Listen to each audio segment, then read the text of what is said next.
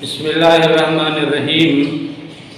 اللہم صلی علی محمد وعلی آل محمد کما صلیت علی ابراہیم وعلی آل ابراہیم انکا حمید مجید اللہم بارک علی محمد وعلی آل محمد کما بارکت علی ابراہیم وعلی آل ابراہیم انکا حمید مجید رب اشرح لی صدری ویسر لی امری واحلل عقدۃ من لسانی یفقہوا قولی۔ السلام علیکم دوستو، میں ہوں ایک عام سا مسلمان فقیر معصوم وارسی۔ دوستو، ہماری نظر جو کچھ دیکھتی ہے یہ تمام دنیا کے اشیاء، یہ تمام کی تمام مجاز ہیں، ان میں سے کوئی بھی چیز حقیقت نہیں ہے۔ یہ درخت، یہ پانی، یہ زمین، یہ آسمان، یہ چاند، یہ سورج، یہ ستارے، یہ تمام چیزیں جو ہماری آنکھ دیکھتی ہے یہ سب کا سب مجاز ہے، کچھ بھی حقیقت نہیں ہے۔ ہماری یہ آنکھ یہ خود مجاز ہے، یہ حقیقی آنکھ نہیں ہے۔ یہ ہماری نظر، یہ نظر حقیقت میں نظر ہے ہی نہیں، یہ خود مجاز ہے۔ تو مجاز ہمیشہ اپنے مجاز کو ہی دیکھ پائے گا، حقیقت ہمیشہ حقیقت کو دیکھتی ہے، کیونکہ جس چیز میں وہ طاقت ہی نہ ہو وہ اپنی طاقت سے بڑھ کر کچھ دیکھ نہیں سکتی، وہ اپنی طاقت سے بڑھ کر کچھ کر نہیں سکتی۔ انسان اپنی طاقت سے بڑھ کر کچھ نہیں کر سکتا، جانور اپنی طاقت سے بڑھ کر کچھ نہیں کر سکتا، پرندے اپنی طاقت سے بڑھ کر اڑ نہیں سکتے، مچھلیاں اپنی طاقت سے بڑھ کر نیچے بڑے پانیوں میں جا نہیں سکتی۔ جس مچھلی میں جتنی قوت ہے، طاقت ہے، توانائی ہے، وہ اس حد تک اس پانی میں اترے گی، اس کے اندر جائے گی، اور بڑے بڑے پانیوں میں، گہرے گہرے پانیوں میں اترنا ہر مچھلی کا کام نہیں ہے۔ اسی طرح زمین کے اندر گھس جانا،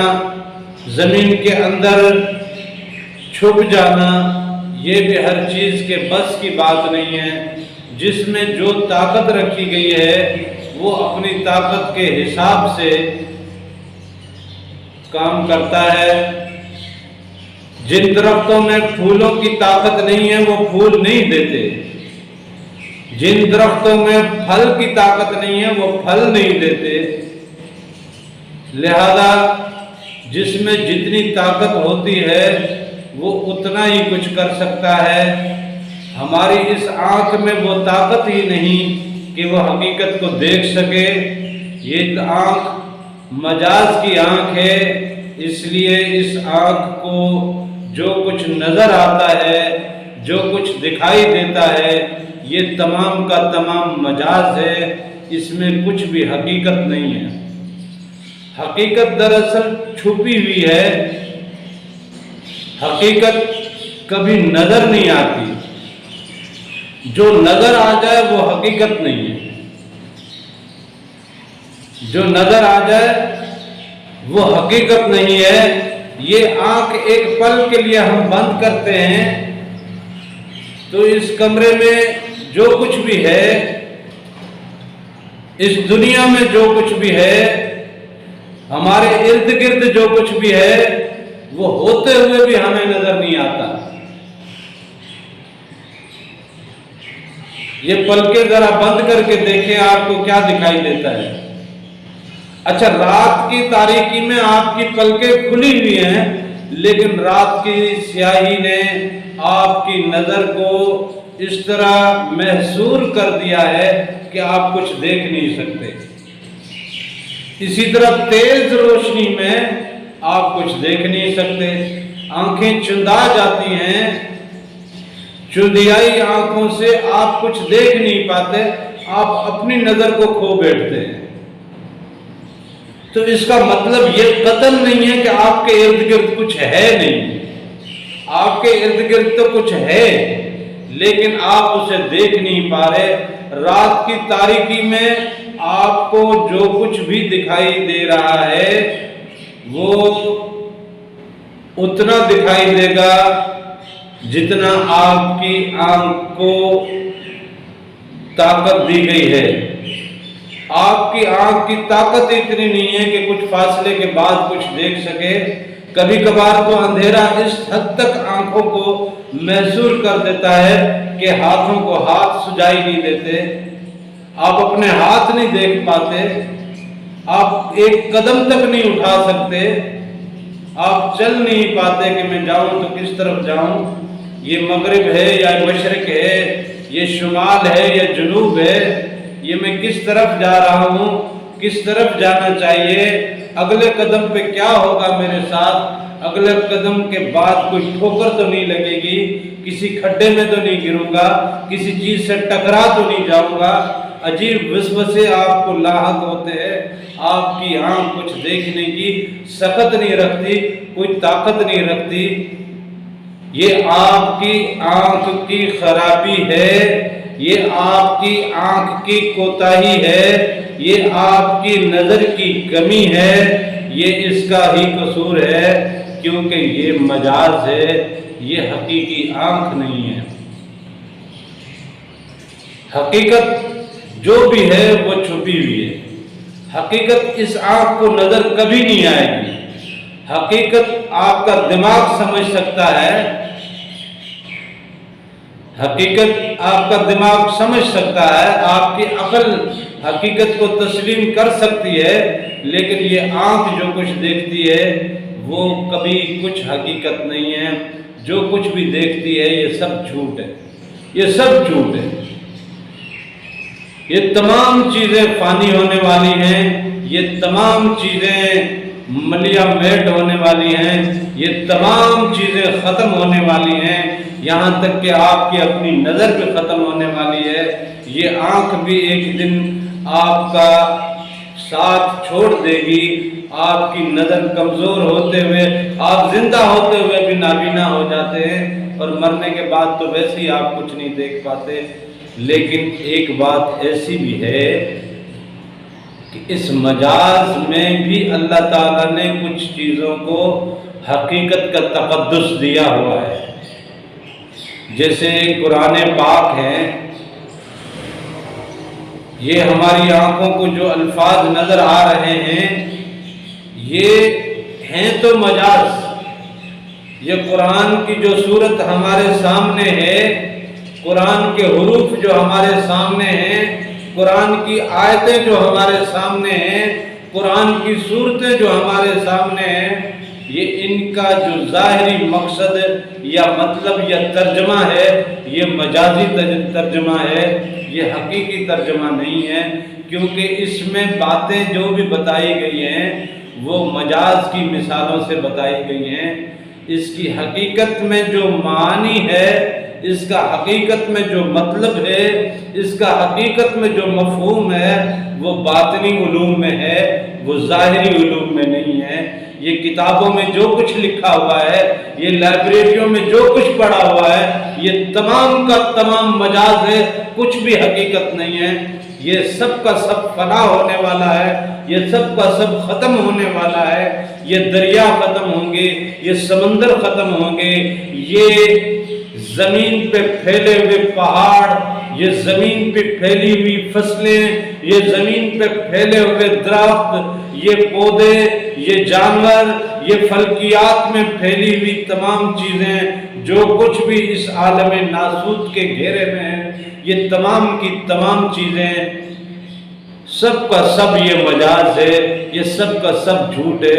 لیکن خانہ کعبہ بھی یہیں پہ ہے۔ وہ دیواریں ہیں تو مجازی،